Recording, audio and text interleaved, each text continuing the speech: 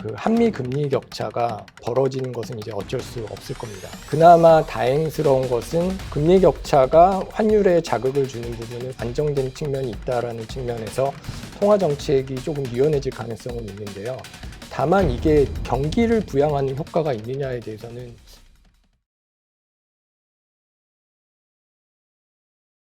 안녕하세요. 지식이 되고 돈이 되는 시간 부동산 클래스의 정재현입니다. 자, 요즘 뉴스를 보면 금리, 환율, 관세 등 여러 가지 산적한 문제들이 계속 나오고 있죠. 그래서 오늘은 서강대학교 경제학부 이윤수 교수님을 모시고 글로벌 경제 흐름부터 개인의 자산 전략까지 한번 모색해보는 시간을 갖도록 하겠습니다. 교수님 어서 오십시오. 안녕하세요. 네, 안녕하십니까. 네. 네, 불러주셔서 감사합니다. 귀한 시간 내주셔서 감사합니다. 교수님 뭐 이력을 보니까 연준에서도 근무를 하셨어요. 아, 네. 예, 오래전이긴 합니다만. 그러면 그 미국 연준과 한국은행 좀 차이점 좀 있나요? 제가 한국은행에서는 직접 일을 해본 적은 없고, 제가 생각하기에 가장 좀 놀라웠던 거는 도대체 출퇴근 시간을 어떻게 해야 되냐라고 물어본 적이 있어요. 그 말 초기에. 그랬더니 되게 당황스러운 얘기를 이제 표정을 지으면서 점심시간 전에 와서 점심 먹고 가면 된다라는 식으로 얘기를 하면서 네가 하는 일이 중요한 거지 여기에 앉아있는 게 중요한 건 아니다라는 얘기를 했었거든요. 연구를 중요시하지만 근무 환경은 그렇다고 너무 얽매이지 않는 분위기가 가장 좀 차이점이 아니었나 생각을 합니다. 뭐 한국의 네. 모든 직장인들이 선호하는 그런 근무 환경. 물론 대신에 이제 점심만 먹고 갔는데 뭐 원하는 논문이 이제 안 나오면은 짐을 금방 싸야 되는 일이 있습니다. 네. 뭐 워낙에 고용 노동성이 좀 유연성이 워낙에 높다 보니까 퍼포먼스를 좀 내야 되는 부분이 있는 거군요. 자, 그럼 이제 한번 글로벌 경제 중심축인 미국 경제 이야기부터 한번 여쭤보겠습니다. 현재 지금 글로벌 경제 상황 어떻게 좀 진단하고 계세요? 사실 그 작년에 트럼프가 당선되기 전까지만 해도 미국만 예외적으로 굉장히 좋았던 상황이죠. 미국 예외주의라는 표현을 썼었는데, 근데 지금은 미국 경제는 사실 트럼프가 들어온 뒤에 불확실성도 커지고 관세 정책 같은 게 예상대로 굉장히 세게 부하가 걸리면서 미국은 오히려 조금 안 좋아지는 측면이 있는 반면에 트럼프의 정책이 워낙 전 세계적으로 영향을 미치니까 한마디로 요약하자면 어느 정도 안정화되던 시기에서 전 세계적으로 불확실성이 증가하는 시대로 바뀌고 있지 않나라고 생각을 합니다. 그 IMF나 월드뱅크, OECD 같은 기관들이 내놓는 경제 전망을 보더라도 뭐 하향 조정을 하다가 올해 초부터는 그 해방의 날이라고 했던 관세 정책이 워낙 큰 충격을 가지고 오면서 어떤 정책에서의 불확실성과 무역에서의 위험이 가장 큰 변수가 되었고, 그것들이 어떤 면에서 투자나 소비를 다 위축시키고 있는 상황이라고 봐야 될 것 같아요.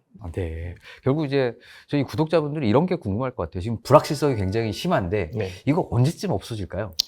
사실 굉장히 어려운 부분인데요. 트럼프가 들어오기 전에는 관세할 거야라고 예측을 했었죠. 근데 타임라인을 조금 뒤로 돌려놓고 보면 그 첫날 무슨 그 대통령 행정명령이라고 해서 대통령이 사인하는 것만으로도 법적인 효과를 가지고 있는 정책인데 굉장히 좀 놀라운 거죠.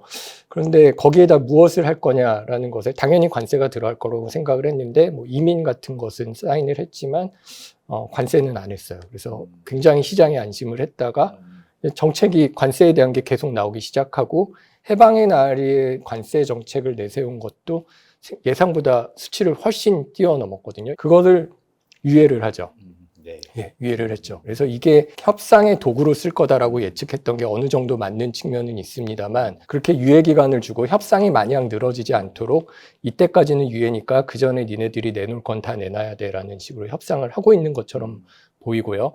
그게 잘 안 되면 갑자기 유예됐다가도 EU의 경우처럼 뭐 관세를 다시 올리는 이런 불확실한 즉흥적인 상황이 계속되고 있기 때문에 적어도 그 지금 얘기했던 뭐 90일간의 유예 기간이 지나면 어느 정도 불확실성이 줄어들거나 이런 왔다 갔다 하는 것에 시장이 적응하는 능력이 좀 늘어나면서 이제 어떤 미국 내의 뭐 감세 정책이라든가 이런 것들이 어떻게 전개되는가에 대한 관심으로 이동하지 않을까라고 생각을 하고 있습니다. 네, 그러면 이제 뭐 결국 불확실성이 조금 줄어든다면 지금 미국의 고용 지표라든지 인플레이션을 좀 보면 연준의 통화 정책 방향이 좀 어느 쪽으로 흘러 들어갈 것 같다라는 생각을 좀 하고 계세요. 네, 일단 연준의 입장에서 보면은 경기가 나빠지면은 이자율을 낮추는 쪽으로 기울어야 되는데 적어도 노동시장은 아직까지는 그게 나빠진다라는 공식 통계가 나오고 있진 않고요. 물론 심리적인 우리가 그 소프트 지표라는 것들은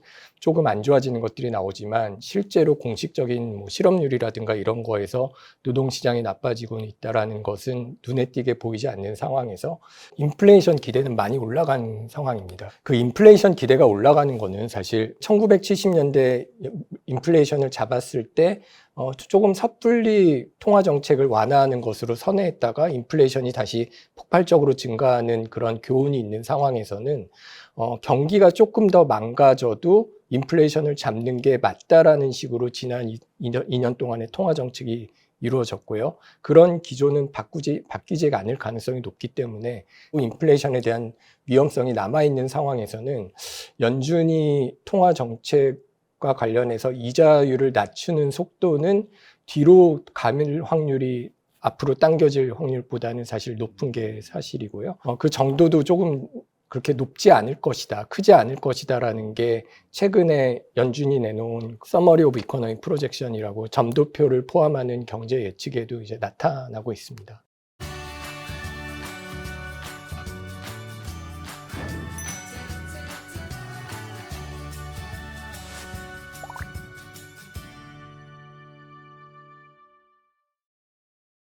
한국은 지금 경제 성장률이 IMF가 지금 전망하기를 기존 2%에서 1%대로 또 낮춰 조정했더라고요.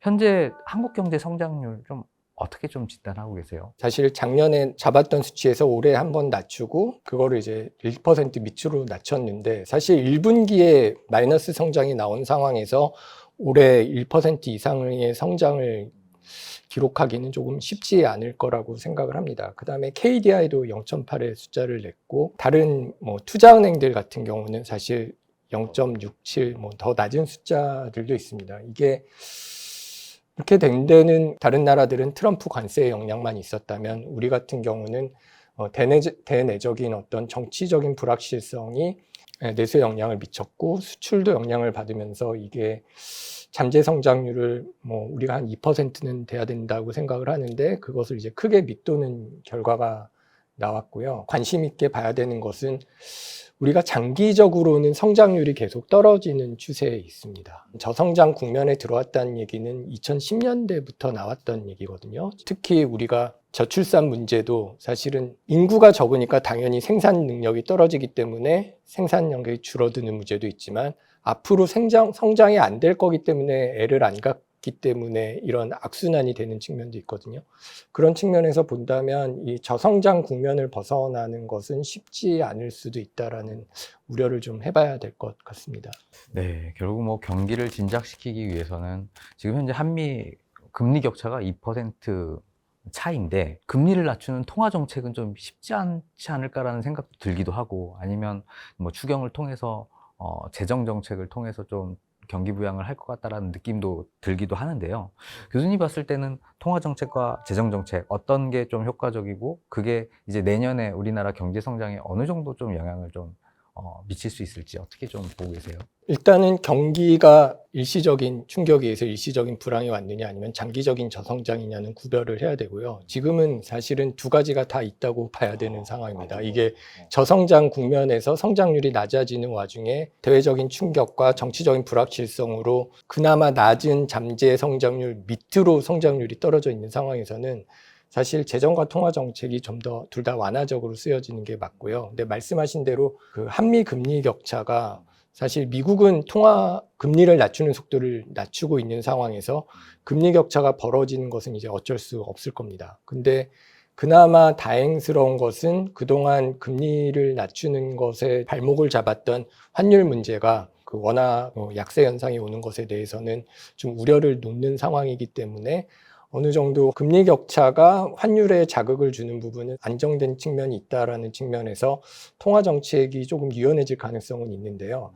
다만 이게 경기를 부양하는 효과가 있느냐에 대해서는 회의적인 분들이 많아요. 사실 이자 비용을 낮춰줘서 소비하고 투자를 진작시키는 건데 소비는 당장 가계부채가 많은 상황에서 빚에 대한 부담은 줄어들지 모르지만 어떤 투자 심리가 회복이 안 된 상태에서 금리가 낮아졌다고 해서 투자를 급격히 늘릴 것인가에 대해서는 좀 어렵지 않냐라는 얘기를 많이 합니다. 사실 기업들이 금리를 보조를 받아서 정책금융을 받았을 때 실제로 투자를 늘렸느냐 하면은 그런 효과가 그렇게 크지 않았다라고 이제 보는 연구들이 최근에 있다라는 측면에서 금리는 낮아지면 뭐 이자 비용이나 이런 부담은 줄겠지만 이게 실제로 투자로 이어질 것인가는 좀 어렵고요. 그 다음에 그 재정 정책은 당장의 그 성장률을 올리는 효과는 있을 거라고 생각을 합니다. 근데 다만 지금 세수가 적은 상황에서 우리가 국채를 찍어서 해야 되는 재정 정책이라면 이게 단기적으로 성장률을 올리는 거는 사실상 큰 의미는 없을 수도 있고요. 왜냐하면 돈을 풀어서 그게 소비로 이어지거나 투자로 이어진다면 그게 계속적으로 지속적으로 성장을 가지고 가는 마중물이 역할을 해야 되는데 일시적으로 끝날 경우에는 사실 빚만 늘어나서 장기적인 부담이 되는 반면에 경기 부양 효과는 없을 위험이 있기 때문에 굉장히 선택적으로 신중하게 재정을 지금 뭐 돈이 별로 없으니까 신중하게 쓰는 게 필요하지 않을까라는 생각을 합니다. 네, 딱 듣기만 해도 숨이 탁탁 막힐 정도로 굉장히 어려운 상황인 것 같은데, 자, 최근 뭐 환율 한번 여쭤보고 싶은데, 환율이 1,400원대에서 계속 안 내려오다가 어느 순간 갑자기 1,300원 중반대까지 내려왔어요. 이게 왔다 갔다 환율이 하고 있는데, 올 연말이나 내년 환율 어느 정도 때가 조금 우리 펀더멘털상 맞는 거라고 보세요? 그 되게 어려운 얘기인데요. 예측을 하기는 되게 어려운 문제인데 다만 우리가 뭐 1,500원 넘어가느냐라고 걱정을 하다가 굉장히 생각보다 빠르게 내려왔죠. 네, 빠르게 내려왔고 그 다음에 최근에 내려온 배경에는 트럼프가 관세뿐만이 아니라 환율도 우리가 얘기를 할 거다라는 얘기가 있었고 실제로 미국하고 통상 협상에서 환율이 언급이 됐다라는 게 이제 공개적으로 알려졌습니다. 그러면 이제 관심 포인트는 이런 어떤 트럼프가 원하는 약달러, 다른 나라의 상대 국가의 강세가 이어질 것이냐라는 측면인데요. 자본시장에서 그동안 강달러를 유지했던 요인들이 좀 없어져야 되는 거고요. 이제 뭐 수출이 주는 것과 그다음에 해외 투자가 줄어야 되는 측면이 있겠죠. 근데 그 수출은 뭐 이렇게 관세 이런 것들로 통해서 줄어들 가능성은 있을 것 같습니다. 근데 그런 경우에는 우리나라로 들어오는 달러 유입이 줄어드는 것이 이제 원달러 환율에 영향을 미치는 게 있을 거고요. 반면에 이 미국에 대해서 투자 수요는 어떻게 될 것이냐에 관련돼서 최근에 우리 그 서학개미들은 굉장히 빠르게 움직여서 이게 그 주식이 좀 올라도 환차손이 클 거다라고 생각을 하니까 굉장히 이게 오히려 이제 달러를 팔고 들어오는 그런 양상이 있었는데 미국의 자산 시장이 주식의 성장률이 그렇게 예전 같은 성과를 내지 않을 것이다라는 기대가 형성될 것인가가 일단 한 가지 봐야 될 측면인 것 같고요. 그 다음에 채권의 경우는 사실 금리 차이가 늘어날 가능성은 있죠. 왜냐하면 우리나라 재정 상황에도 앞으로는 달라질 거기 때문에 우리나라 재정 상황을 주의 깊게 봐야겠지만 우리나라 재정 상황이 크게 달라지지 않는 상황에서 지금같이 미국의 재정 여건이 안 좋아지고 얘네들이 빚을 줄이는 속도가 예상보다 느리고 국채 발행은 더 늘어날 것이다라고 예측을 한다면 미국 국채가 인기가 없어져서 이자율이 오르는 거거든요. 그러면 단순히 이자율이 오른다고 해서 거기에 대해서 투자를 할 거냐라고 하면은 그렇지 않을 가능성이 높은 거죠. 그런 측면에서는 뭐 달러에 대한 수요가 점점 줄어서 원화가 어느 정도 강세를 보일 수 있는 가능성은 있을 것 같습니다. 다만 이 얘기를 할 때 사람들이 우려하는 것 중에 하나가 플라자 합의 같은 게 일어날 것이냐라는 얘기들을 하는데 그 뭐 85년도 이제 80년대 이제 엔화가 급격하게 절상이 되면서 어떤 일본 경제가 이제 망가졌던 에피소드를 사람들이 기억을 하면서 이제 그런 일이 일어날까 봐 걱정을 한다면 그때 일본과 우리나라의 지금 현재 우리나라의 경제 상황은 굉장히 많이 다른 것 같아요. 그때 일본에서의 기업들이 가지고 있던 성장 여력은 지금 우리나라보다 훨씬 뛰어나고 달러 보유도 그 당시 일본은 굉장히 많은 달러를 가지고 있었습니다. 외환 보유 규모, 그 다음에 경제의 펀더멘털도 그런 측면에서 일본이 훨씬 강했다라는 측면에서 본다면 미국하고 우리나라의 경제적인 체력을 볼 때 아무리 관세 이런 것이 있다라고 해도 현재 AI 투자나 이런 성장 동력들을 놓고 보면 여전히 미국 경제가 우리보다는 강할 가능성이 높고 그렇게 체력의 차이가 나는 나라들끼리의 통화가 체력이 약한 나라의 통화가 가치가 오르는 일은 그렇게 강하진 않기 때문에 이게 원화가 올라갈 확률은 있지만 그 속도가 그렇게 빠르기는 쉽지 않을 거다라고 생각을 해볼 수 있을 것 같습니다. 이런 트럼프 관세가 되게 세지고 환율 얘기가 나오기 전에 예상했던 게 1350원이거든요. 그런 측면에서는 뭐 1350원 정도에서 어떤 적어도 올해 말이나 뭐 그때까지는 그 정도의 환율을 가는 게 일단 뭐 시장이 예측치니까 뭐 제가 따로 모형을 돌리고 그런 건 아니지만 그렇게 가지 않을까라는 예측을 해볼 수 있을 것 같습니다. 예.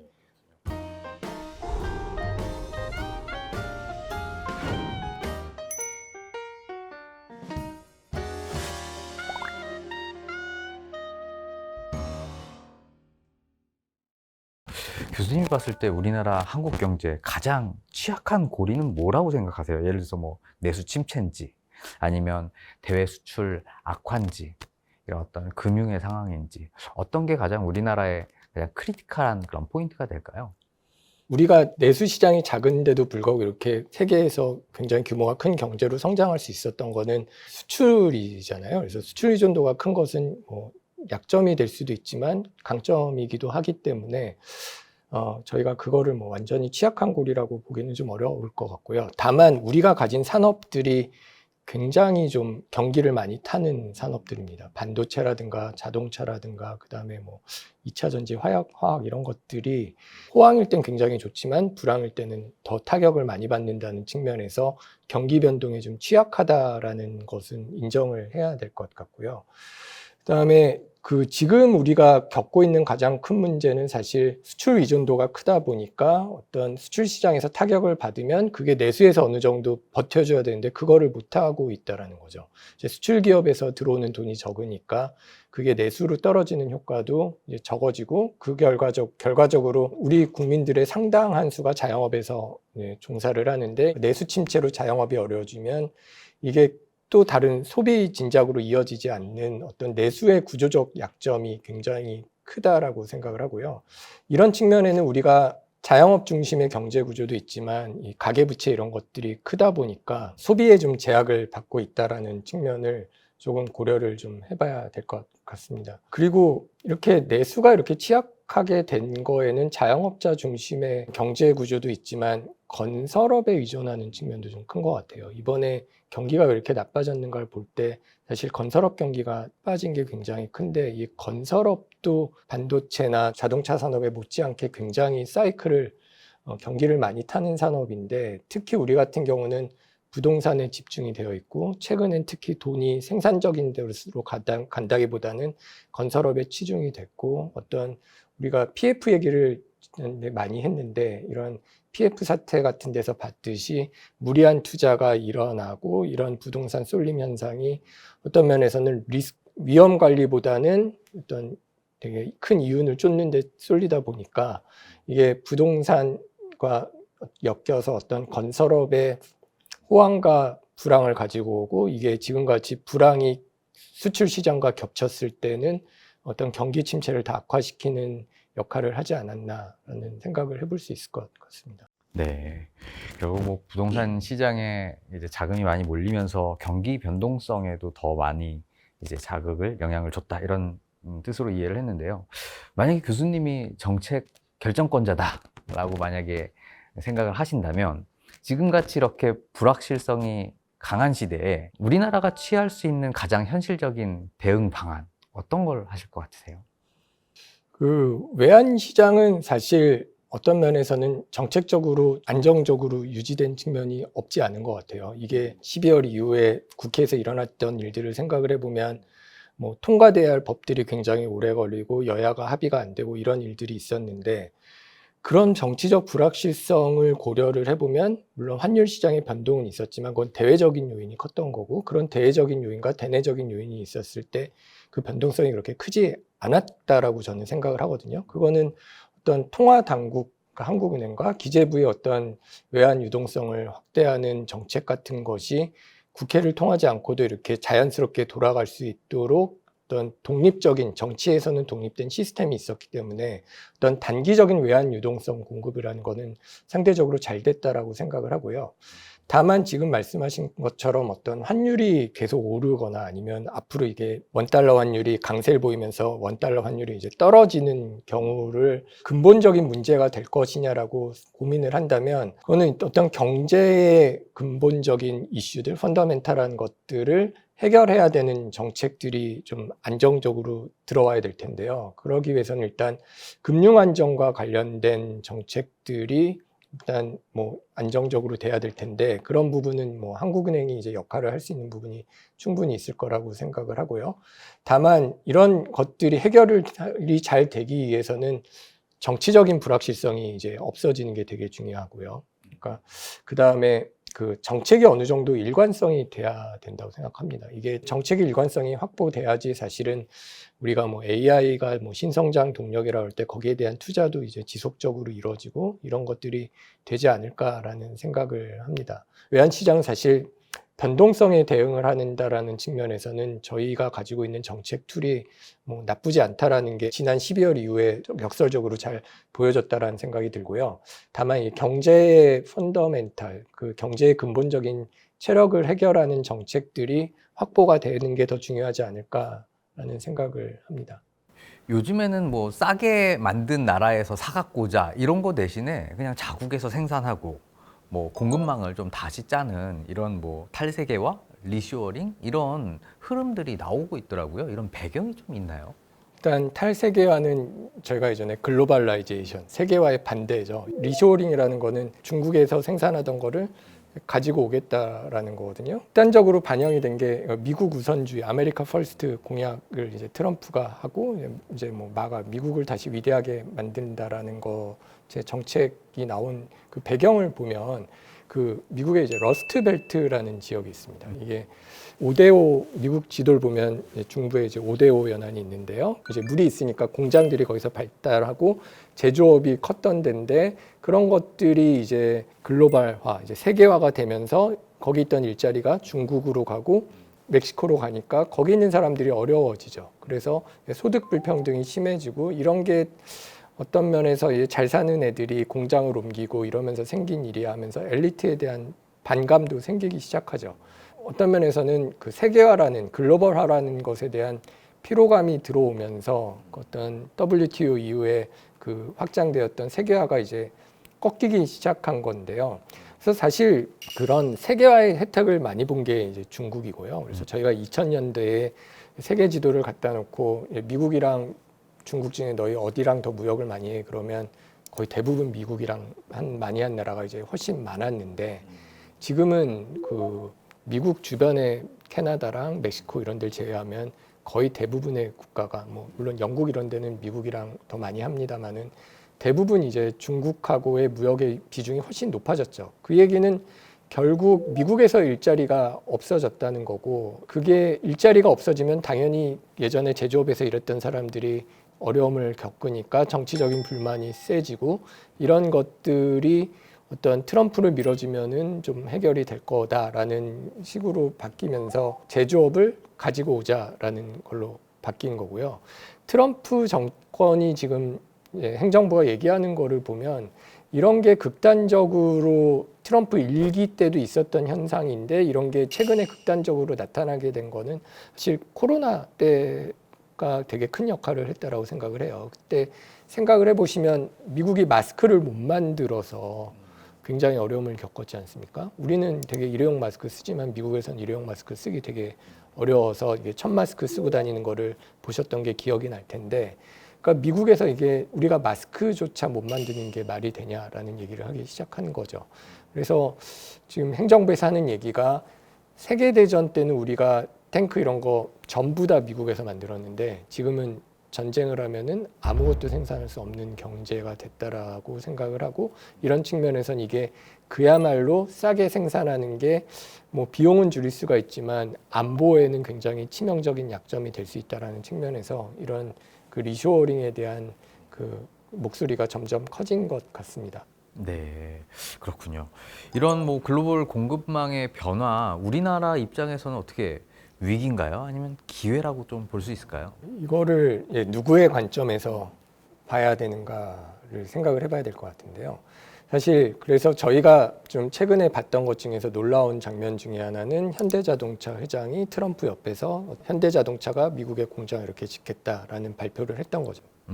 기업의 입장에서는 뭐 공급망을 다변화하고, 그리고 미국에서 생산함으로써 뭐 투자에 대한 혜택을 좀 받고, 그게 어떤 시장을 확장시키는 거는 좋은 일이 된다라는 측면에서는 기회고요. 근데 반면에 그게 뭐 어쩔 수 없이 관세로 이제 팔을 비틀려서 한 거라면은 꼭 좋은 일은 아니겠지만, 뭐 관세라는 어떤 제한을 피하기 위해서 그 나라에서 생산을 하고, 그리고 그 나라가 가진 뭐 로봇이라든가 이런 것들을 활용하는 과정에서 시장을 확대시키는 거라면은 그거는 이제 기회가 될 수 있다라고 볼 수가 있을 것 같고요. 반면에 이런 첨단 산업이나 그런 데서 어떤 경쟁력을 강화하는 것은 우리가 좋은 일이지만, 반면에 이게 그런 것을 할 수 없는 기업들에게, 어떤 공급망을 쉽게 이제 옮길 수 없는 기업에게는 당연히 위기가 될 거고, 그 국가의 입장에서 본다면 뭐 기업이 잘 되는 건 좋은 일이지만 그 기업이 벌어들이는 돈이 우리나라에서 생기는 게 아니라면, 그리고 특히 그게 어떤 기업이 커가는 과정에서 우리나라에서 보완적으로 그거를 이제 지원하기 위해서 뭐 R&D 이런 것들이 국내에서 이루어져서 국내 산업도 커지면 괜찮은데, 이런 게 국내에서 하던 게 그냥 떠나는 거면 미국에서 일어났던 공장의 해외 이전이죠. 그런 게 우리나라에서도 일어나는 거라면 국가의 입장에서는 제조업이 공동화된다라는 측면에서 이제 위기가 될 수 있다라고 생각을 좀 해봐야 될 것 같습니다. 네, 위기와 기회가 좀 공존하는 이런 양측면이 있군요. 트럼프 대통령이 이제 최근에 EU에 뭐 50% 관세를 부과하겠다 하다가 또 유예하고 이제 왔다 갔다 하고 있어요. 그 배경에는 뭐 중국 경제에 대한 견제 의도가 있다라는 이런 해석을 하시는 분들도 계시더라고요. 그 관세를 이렇게 쉽게 뒤집는 거는 관세가 협상의 도구라는 거는 이제 명확하다라는 걸 보여준 게 하나고요. 그런 측면에서는 자국 우선주의가 중요한 건데, 그럼 왜 갑자기 관세를 부과하겠다라고 위협을 했냐라는 것은 협상이 잘 안 되기도 했지만, 특히 그 협상이 잘 안 된 것 중에 하나가 중국을 우리가 같이 어렵게 하자라는 부분이 아니었나라고 해석을 하는 것 같습니다. 그래서 월스트리트저널 같은 데서 낸 걸 보면, 이게 미국만 중국에 대해서 제재를 하면 사실 뭐 중국이 이제 유럽에다가 수출을 늘리고, 그게 또 미국으로 들어오고, 이런 우회 수출 같은 거를 통해서 중국을 제재하는 효과가 별로 없을 수도 있기 때문에, 이게 중국을 따로 이제 격리를 시키는 정책을 해야 되는데, 그러기 위해서는 EU하고 미국의 동맹 국가 중에 캐나다라든가 EU 같은 나라하고 힘을 합쳐야 되고, 그런 측면에서는 EU가 무역 협상에서 중국을 압박하도록 만들어야 된다라는 게 중요한 포인트고요. 그거 안 하면 우리 관세를 매길 거야라고 봤다라는 측면에서는 중국을 압박하는 카드로 EU에 대한 어떤 관세 부과를 쓰지 않았나라고 생각을 해볼 수 있을 것 같습니다.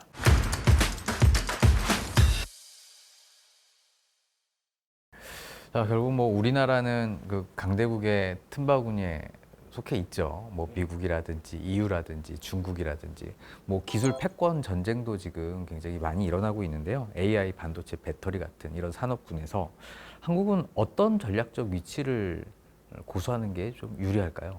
일단은 저희가 잘하는 거는 확실히 가지고 있어야 된다고 생각을 하고요. 이게 전략적으로 우리나라는 꼭 필요한 국가다라는 자리매김을 좀 해야 될 것 같아요. 말씀하신 메모리라든가 첨단 패키징, 그 다음에 배터리에서도 뭐 좀 굉장히 고급 기술, 그다음에 AI 연산용 메모리 같은 거는 우리가 글로벌 점유율이 이제 1등, 2등 하는 거는 여기에 대해서 투자를 늦추면 안 된다고 생각합니다. 이거는 지키는 게 굉장히 중요하고요. 우리가 다른 산업이 잘 안 될 때 적어도 지금의 어떤 현상을 유지하려면 저희가 잘하는 것을 놓치는 실수를 하면 안 되고요. 그 다음에는 지금 성장하고 있는 것을 또 저희가 그 시장에서의 위치를 확보하는 게 중요하다고 생각을 해요. 지금 그동안 우리가 한 20년 동안에 그 성장이 정체됐던 것은 사실 반도체에 대한 의존도는 큰 상황에서 반도체 다음에 뭘 할까에 대한 게 없었거든요. 그러니까 이게 반도체나 뭐 전자나 이런 것들이 결국 산업이 성숙해지면 성장 속도가 떨어지는 건 피할 수 없는데, 그런데 우리가 반도체에서는 어떤 성장 속도가 빠를 때 같이 성장을 하면서 대한민국 경제가 같이 성장했다면, 반도체 산업이 성숙되고 성장 속도가 떨어지면 그거는 좀 어쩔 수 없는 측면이 있거든요. 그러면은 새로운 성장 산업이 들어와야 되는데 뭐 넥스트 반도체를 못 찾고 있다가 이제 AI라는 거를 미국이랑 중국이랑 하고 있지 않습니까? 그러면 이게 어떤 게임 체인저인 거는 분명하고, 그러면 여기서 우리가 자리를 확보하지 못하면 전 세계적으로 가장 성장이 주목되는 부분에서 우리 위치를 확인을 못한다라고 하면 이거는 세계 경쟁에서 도태되는 거기 때문에 AI 산업에서 우리가 기술을 좀 혁신하는 것을 좀 따라가고 우리 위치를 좀 확보하는 게 중요할 거라고 이제 생각을 합니다. 전통 제조업이라든지 유통이라든지 서비스업 같은 이런 일자리는 굉장히 지금 좀 굉장히 더 힘들어지고 있는 것 같은데, 이런 것들은 결국에는 공통적으로 이렇게 겪는 이런 위기라고 좀 보면 되는 건가요? 이게 어떤 새로운 산업이, 특히 새로운 기술이 들어올 때마다 이게 일자리를 대체할 것이다라는 우려는 늘 있었던 거고요. 특히 AI 같은 경우는 일자리를 대체하는 게 크지 않겠느냐라고 이제 걱정이 있을 겁니다. 근데 한 가지 우리가 잊지 말아야 될 것은 이런 새로운 산업이 들어왔을 때 새로운 일자리를 창출한다라는 거죠.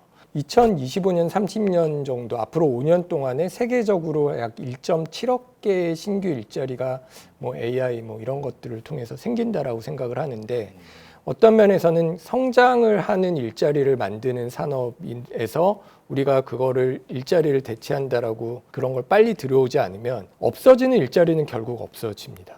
이게 우리가 안 해도 예를 들면 해외 회사에서 안 들어올 수 없거든요. 뭐 아무리 탈세계화라 그래도 어떤 면에서 세계적인 기술을 안 쓰고 살 수는 없는 거예요. 사실 우리나라 근로자의 27%가 이미 생성형 AI에 노출이 되어 있다라고 얘기를 하고 있고요. 업무 중 20%가 뭐 AI가 대체하는 게 가능할 것 같다라는 얘기를 하고 있다라는 측면에서 이미 일자리에 대한 영향을 받고 있고, 여기서 이제 감소되는 일자리에 대한 대책을 만드는 건 중요하죠. 중간 숙련 일자리가 뭐 감소가 되고 반면에 고숙련 일자리에 대한 프리미엄은 올라간다라고 우리가 예측을 하는데, 노동시장의 구조 전환이 잘 일어나는 것은 중요하고요. 이건 노동시장에서뿐만 아니라 수도권, 비수도권의 격차하고도 이제 연결이 될 겁니다. 그럼에도 불구하고 이거를 양극화를 두려워해서 이걸 안 한다 그러면 전 세계적으로 그 성장 동력이 되는 산업에서 우리가 그거를 뺏길 경우에는 그러면 우리가 설 자리는 점점 더 줄어들 가능성이 있기 때문에 이런 긍정적인 효과에 대해서는 우리가 충분히 받아들이고 그걸 빨리 도입할 수 있도록 해야 되고, 다만 직업이나 지역이나 이런 소득에서의 양극화에 대한 대책은 만들어 나가는 게 필요해서 그를 통해서 어떤 지속 가능한 성장을 만들 때 그런 성장이 이제 사회적으로 받아들여지는 이제 수용성을 유지할 수 있는 어떤 제도적인 보완을 이제 하는 게 더 필요하다라고 생각을 합니다. 네.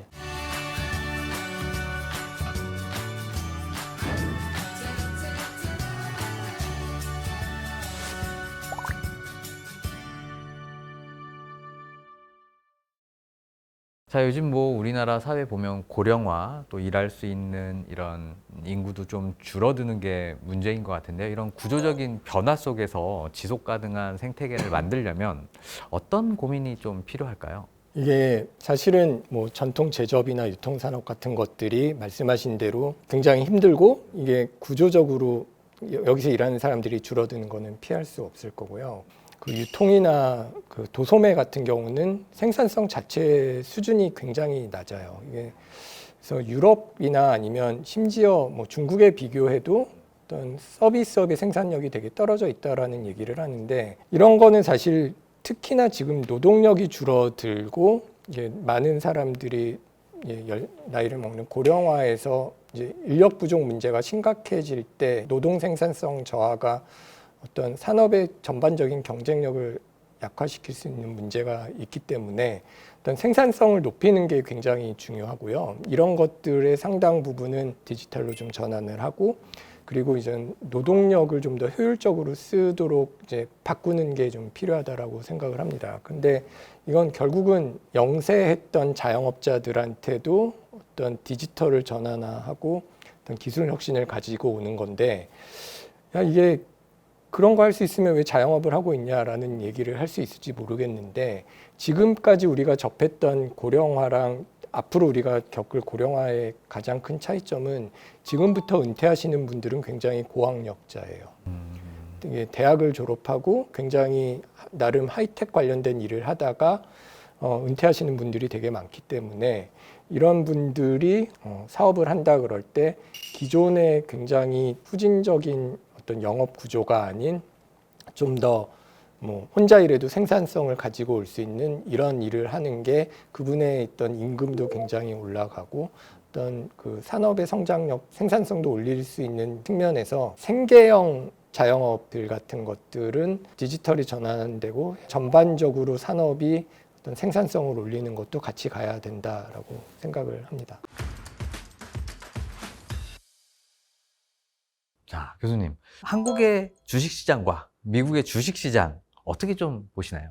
미국은 정말 좋았죠. 우리가 지금 쓰는 AI 관련된 것들이나 그 코로나 이후에 굉장히 많이 쓰게 됐던 것들이 전부 다 미국에서 기업들이 하고 있지 않습니까? 그러니까 사실은 굉장히 혁신적인 기업들이 미국에 있었고 이게 뭐 매그니피선트 세븐이라는 M7이라고 얘기하는 뭐 아마존을 비롯한 뭐 메타, 구글 이런 기업, 애플 이런 것들이 미국에 있다 보니까 뭐 큰 기업들이 잘하니까 미국 시장은 되게 좋았던 거고 우리나라는 그에 비해서 이제 너무 안 올라서 왜 안 오르냐 해서 이제 밸류업 프로그램도 하고 이렇게 되는 건데 근데 우리나라 주식시장이 성장했었을 때는 우리나라 기업도 되게 빠르게 성장했었던 때인 것 같아요. 이게 왜 삼성전자가 이렇게 주가가 안 오르냐를 생각을 해보면 사실 삼성전자의 성장이 정체되어 있고 그게 위기에 대한 얘기도 자주 나오기 때문이라고 생각을 해본다면 결국은 주식시장이 이게 좀 안 좋은 이유 중에 하나는 우리나라 기업들의 어떤 성장 동력이 미국만큼 되고 있지 않다라는 어떤 경제 전반의 분위기가 어떤 주식시장에도 반영된 게 아닌가라는 생각을 좀 해봅니다. 전 진짜 교수님은 어떻게 지금 투자를 하고 계실지 그게 좀 궁금하거든요. 지금 네. 어떤 투자를 하고 계세요? 한마디로 하면 실패한 투자를 하고 있는데요.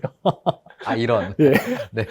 근데 네네. 주식은 미국이 좋고 한국이 안 좋으니까 그럼 미국에 해야 되느냐. 근데 그거는 전반적인 장기적인 흐름이고요. 단기적으로는 그게 꼭 맞지 않는 게 밸류에이션, 가치라는 것이 있습니다. 그러니까 미국이 좋고 한국이 안 좋으니까 성장이 미국이 빠르니까 그럼 미국을 사야 되느냐. 그거는 모두가 알고 있는 정보잖아요. 그러면 그게 시장에 얼마나 반영됐는가도 사실은 확인을 해야 되는 거죠. 근데 그거는 사실 알기는 되게 어렵습니다. 그러면 확실하게 오른다라는 신념이 있는 것들을 사되 최대한 싸게 사는 게 중요한 거죠. 근데 우리 같은 경우는 이거 좋대 그러면 사는 투자를 되게 많이 하는데 그 좋다 그랬을 때 그게 좋아서 가격이 올라 있을 때 사면 안 되고 좋았는데도 무슨 이유로 가격이 떨어져 있을 때 들어가는 게 맞는 것 같거든요. 부동산도 그렇고 주식도 마찬가지라고 생각을 하는데 저는 미국 주식에도 좀 들어가 있고요. 한국 주식도 우량주에서 뭐 좀 안 좋아졌다라고 판단이 되는 주식들을 시기를 잘 찾아서 내가 이 가격에서는 조금 떨어져도 괜찮아라는 가격에서 사는 식의 투자를 하는 게 맞는 것 같고요. 근데 개별 주식은 사실 굉장히 어렵기 때문에 개별 주식보다는 베스킷이 들어있는 ETF 같은 거를 하는 게 맞다라고 생각을 합니다. 다만 분산화된 것을 가지고 가는 게 맞고요. 그런 측면에서는 미국 주식 같은 경우에도 어떤 미국 지수를 가지고 뭐 어느 정도 장기적으로 가지고 가되 만족할 정도의 수준에서는 포트폴리오를 이제 리밸런싱 한다라는 측면에서 좀 줄이고 이런 것들을 하는 게 필요하다라고 생각을 하고요.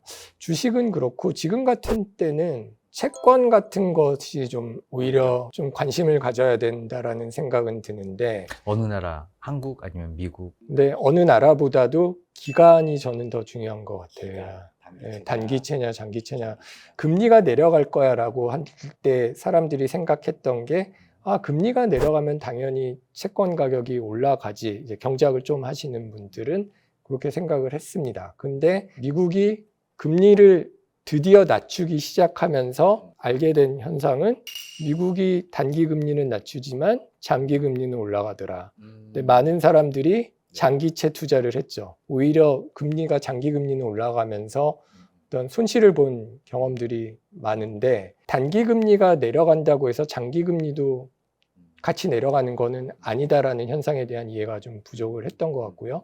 미국이 장기 금리가 올라가는 현상이 그전에도 있었습니다. 그래서 텀 프리미엄에 대한 얘기를 했고, 그 이유는 미국의 재정 적자에 대한 불안함이 컸다라는 건데, 그런 경우에는 지금 우리가 최근에 보고 있듯이 연준이 금리를 내려도 장기 국채 금리는 올라갈 리스크가 있고, 그러면은 사실상 우리가 금리가 지금 높은 것이 어떤 가치를 유지하는 거, 그런 건 차라리 단기채일 확률이 높고요. 단기 금리가 내려간다고 해도 장기 금리는 이제 올라갈 가능성이 높다라는 게 지금 거시경제학적인 흐름이라면, 채권 투자를 한다 그러면 미국채에서도 단기 금리, 근데 다만 환율에 대한 고민은 좀 하셔야 될 겁니다. 원화 환율이 달러 대비 가치를 더 가질 거라고 한다면 어떤 환해치 같은 것을 당연히 생각을 해야 되고요.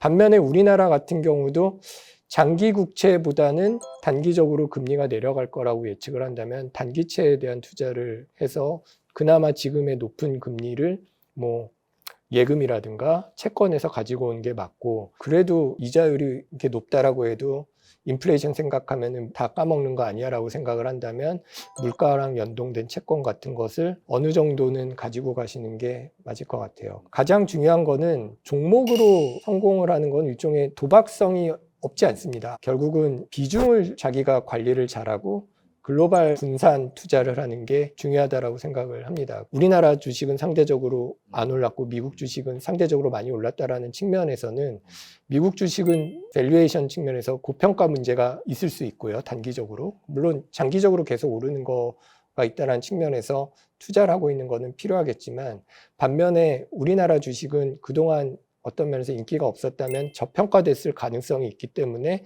무조건 미국 주식이다, 무조건 어디에 몰빵한다라는 거는 좀 피하는 게 그 어떤 타격을 받았을 때 좀 피해를 좀 덜 보는 전략이 아닐까라고 생각을 합니다. 아, 그렇군요. 최근에 이런 뭐 미국 주식, 뭐 S&P 500이라든지 나스닥 100 같은 ETF를 사서 모으시는 이런 흐름들이 좀 많았잖아요. 예. 이런 전략은 뭐 여전히 유효할까요? 아니면 조금 분산하는 게 좋을까요? 여전히 유효하다고 생각합니다. 이게 중국이 들어오면서 미국이 잘 성장하는 게 계속될 것인가에 대한 측면에서는 미국 시장의 매력도가 조금 깎였을 가능성은 있지만, 그럼에도 불구하고 중국에 대한 투자보다는 미국에 대한 투자가 안전하다고 생각하는 것은 자본시장에 대한 신뢰가 있기 때문이거든요.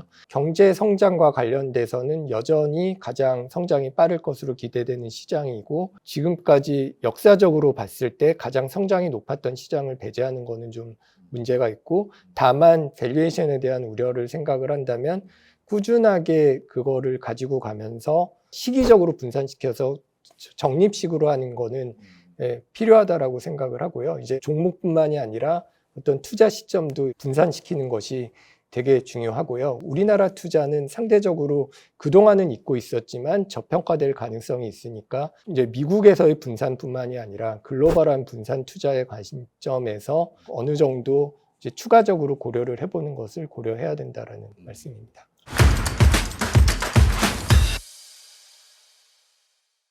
저희가 또 부동산 채널이니까 또 부동산을 또 안 여쭤볼 수가 없습니다. 경제 성장률이 지금 마이너스를 1분기에 찍었고 여전히 경제 성장률이 좀 좋지 않은 상황인데, 부동산 시장 뭐 어떻게 전반적으로 봤을 때 잘 될 수 있을까요? 부동산은 자산으로 접근하는 것보다는 일단은 자기가 사는 주거의 목적으로 접근을 하는 게 가장 맞을 것 같고요. 주식이나 뭐 가상화폐 이런 거는 못 벌었으면 그만인데, 부동산은 내가 만약에 내가 살아야 될 지역에 그 가격이 오르는 것을 놓쳤을 때의 비용이 굉장히 커지죠. 뭐 손해를 봐도 내 집에서 편안하게 사는 것에 대한 만족도가 잠재적으로 볼 수 있는 손실에 대한 것을 상쇄시킨다라는 것을 염두에 두고 그 어떤 구매 결정을 해야 된다라고 생각을 하고요.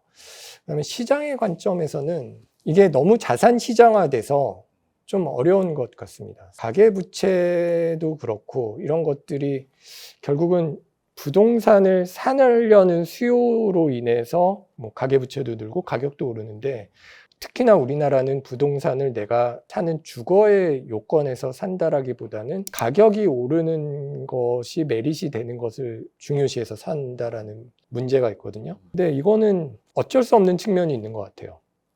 첫 번째는 부동산이 규모가 워낙 크다 보니까 부동산을 사게 되면 많은 경우 자기가 가지고 있는 주식이나 이런 것들이 다 소진됩니다. 그리고 빚을 거기다 떠안죠. 특히나 서울의 경우 이게 가격이 워낙 세다 보니까 거의 금융자산을 거의 소진하고 거기다 빚을 얹어서 산다라는 투자라는 측면에서 생각을 한다면은 부동산을 구입할 때는 어떤 주거의 안정적인 측면뿐만 아니라 내가 이거를 사는 게 맞아라는 측면을 고려하지 않을 수가 없는 거죠. 그러니까 사고 싶은 지역이 부동산 가격이 안 오른다면 뭐 다른 상급지로의 이동 같은 것들이 되게 어려워진다라는 거고요. 그게 문제는 대한민국의 부동산을 사는 사람들이 지금 모두가 그런 비헤이비어를 보인다라는 게 문제인 것 같아요. 어떤 부동산이 주거와 투자재적인 성격이 있다면 이 투자재적인 성격이 굉장히 강해지고 주거하고 소유를 분리하는 게 우리나라에서는 너무 쉽거든요. 그냥 자기가 살아야 되는 데서는 전세를 살고 구매는 오르는 데다 한다라는 거죠. 그리고 이런 것들을 사실은 좀 촉발시키도록 제도가 된 측면들이 있죠. 1가구 2주택 같은 경우에도 뭐 한 주택만 갖고 있어야 되면은 무조건 하나 뭐 제일 좋은 데를 가지죠. 그러니까 부동산에서의 분산 투자를 제도적으로 장려하지 않는 측면이 있는 거라고 얘기를 할 수가 있고요. 그 다음에 규제는 하기는 합니다만은 정부가 시그널을 주는 측면이 있죠. 토지거래 허가제가 대표적인 거였고, 그게 특히나 우리나라 같은 경우에 이게 규제를 한 다음에 규제를 풀어주는 과정에서 규제를 했던 지역이 이게 폭발적으로 가격이 오르는 것을 사람들이 관측한 뒤로는 규제의 효과가 좀 굉장히 더뎌지면서 어떤 부동산의 쏠림 현상이 굉장히 심각해졌다라는 측면에서 이게 제도적으로 풀기 굉장히 쉽지 않을 것 같아요. 이게 주거하고 투자가 굉장히 따로 놀게 되면서 대한민국에선 이런 투자적인 성격이 되는 집들은 굉장히 눈에 보이거든요. 이게 단순히 서울의 어떤 특정 지역뿐만이 아니라 지방에서도 각 지역에서 이렇게 상급지가 있고 투자적인 수요가 우선되는 지역이 있다 보니까 투자재적인 성격의 부동산 구매가 강조가 되면 결국은 이게 굉장히 양극화로 치닫게 되고, 이렇게 양극화가 계속되면은 내가 사는 곳과 상관없이 부동산 투자는 어떤 투자재로서의 역할을 하는데 집중하는 현상은 계속 심화될 가능성이 높기 때문에 이거는 이 연결고리를 어떻게든 좀 끊어주는 게 필요하지 않을까라는 생각을 좀 합니다. 제가 좀 궁금한 게 좀 있는데, 이게 뭐 개인의 입장에서 어떤 자산군에 이제 선택해서 이제 본인의 수익을 최대한 높이는 게 이제 자본주의의 뭐 성질이라고 하지만, 개인이 그 미국 주식을 사는, S&P 500을 사는 이런 것들은 어떻게 보면 그 우리나라에서 이렇게 유통되어야 될 돈이 오히려 외국에 나가는 이런 경우일 수도 있겠다라는 생각이 좀 들거든요. 그에 반해서 부동산을 사는 건 결국 국내 부동산을 사는 거니 결국 그 돈은 국내에서 좀 돌지 않을까 이런 생각도 또 들기도 하고, 어떤 게 좀 국가적으로 올바른 건가요?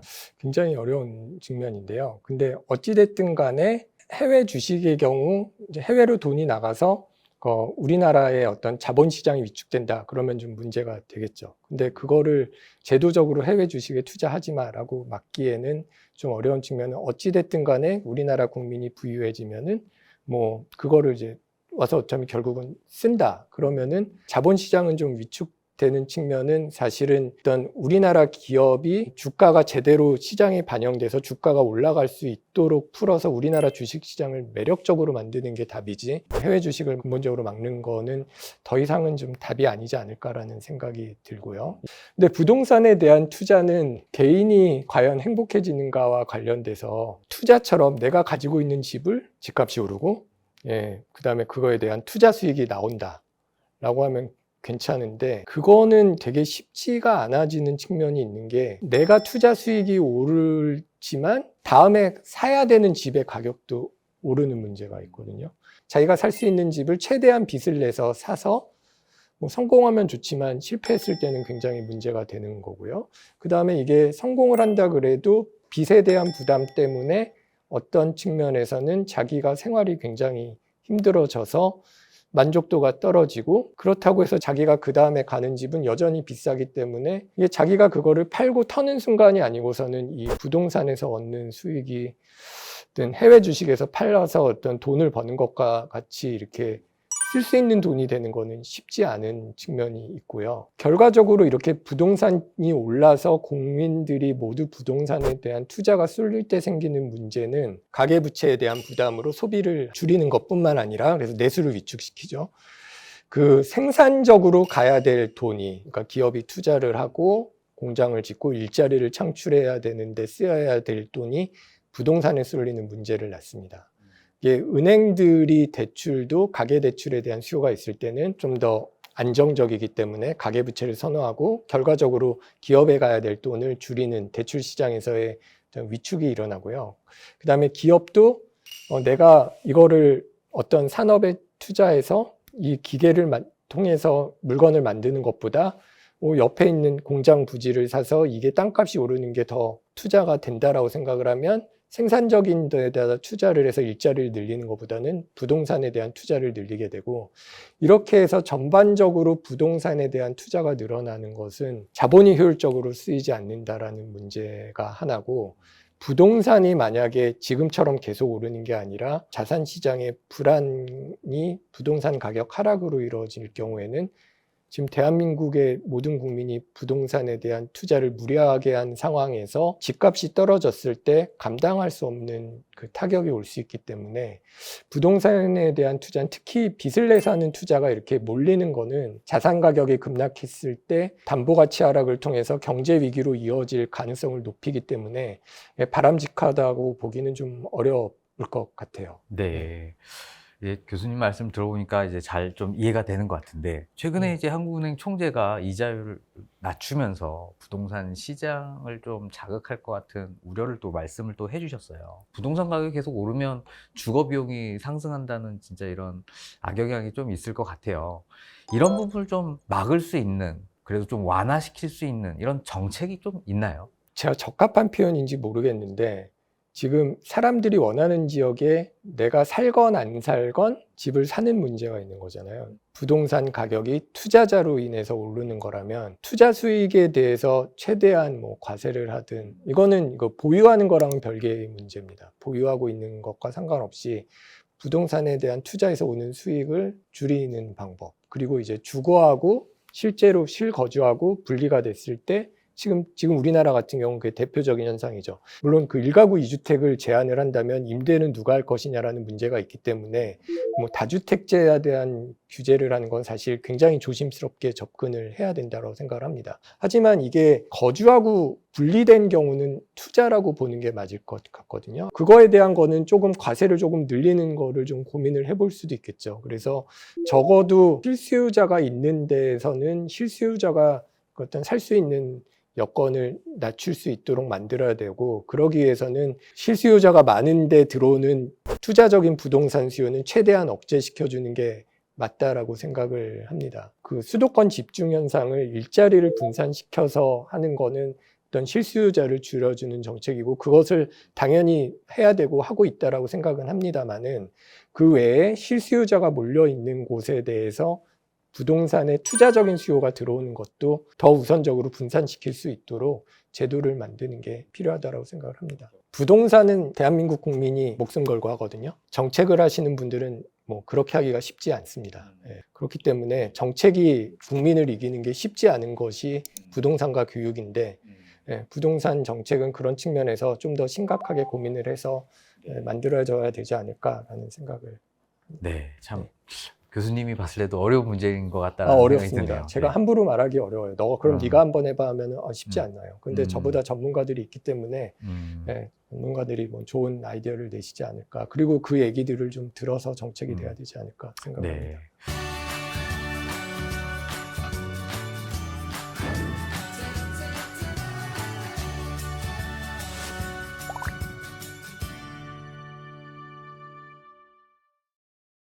자, 그럼 뭐 마지막으로 뭐 부동산 시장하고 가계 부채 이런 관계를 볼 때 중장기적으로 우리나라는 어떤 흐름을 좀 갈 것 같다라고 이렇게 좀 평가를 하세요? 가계부채가 올라간 거는 특히 주담대, 그리고 주담대는 그 부동산 수요가 오르면 당연히 올라요. 가계부채가 올라갔던 두 개의 피크를 보면 2013년 이후에 빚내서 집사를 할 때 15, 16년에 가계부채 되게 많이 올랐었고요. 코로나 이후에 되게 많이 올랐었는데 그때 그 가계부채 올라간 양이랑 아파트 거래량이 올라을 보면은 같이 오릅니다. 그래서 이게 가계부채가 오르는 거는 부동산 서비스 어떤 금융 서비스에 대한 수요라 하고 맞물려 있다는 걸 우리가 무시할 수 없고요.